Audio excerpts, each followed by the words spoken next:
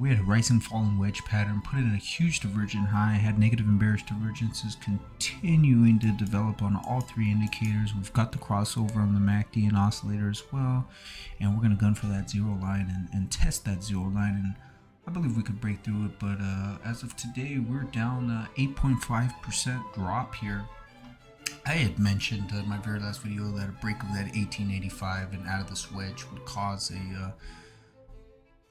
some stops to go off, and we put in that sell signal today. Now, if we had a solid close, ever better. But these are some of the levels I laid out here for you.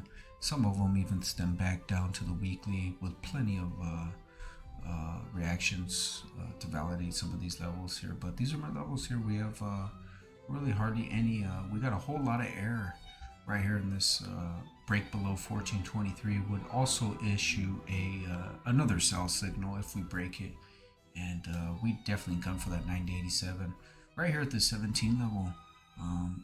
We might get a counter trend rally. I think it'll be minor.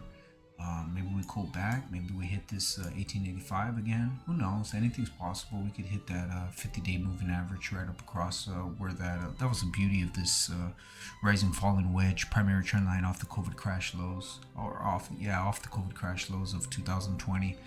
Beautiful reactions to validate it, and that's why we got that snap. And I believe we could it could be met with some pretty steep velocity of selling.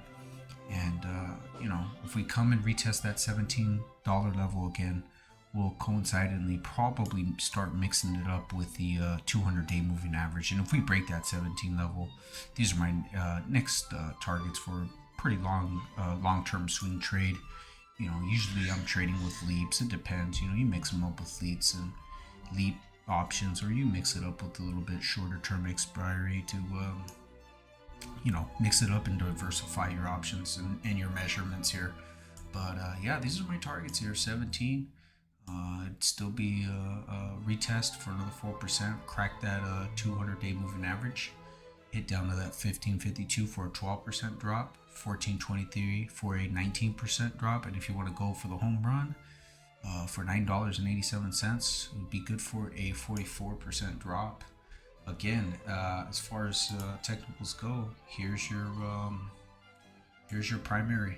This is your primary trading range right here, and right here we broke it. We broke that wedge, and we'll see. Maybe we could bulls can take it right back up here to that 50-day moving average.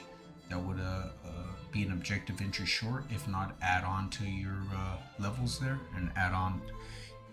Pat on some more short positions, and again we'll see. Again, the break of that 1423 ought to put in another sell signal, because that's a huge key technical level.